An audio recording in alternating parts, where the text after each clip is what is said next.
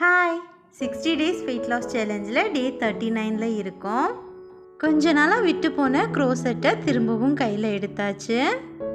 க்ரோசெட்டில் புதுசாக ஏதாவது செய்யலான்னு நானே புது டிசைன் ஒன்று ட்ரை பண்ணிகிட்டு இருக்கேன்.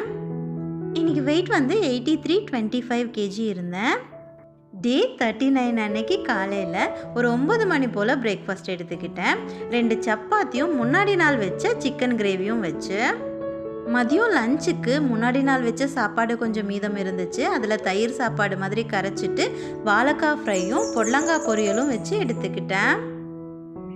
ஈவினிங் ஒரு 5 மணி போல் கரண் வீட்டில் போகா செஞ்சுருந்தான், ஸ்வீட் போகா. அதில் ஒரு கப் எடுத்துக்கிட்டேன்.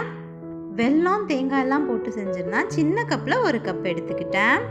டின்னர் ஒரு 9 மணி போல் எடுத்துக்கிட்டேன். 2 சப்பாத்தியும் கத்திரிக்காய் உருளைக்கிழங்கு போட்டு கடையலும் வச்சு எடுத்துக்கிட்டேன்.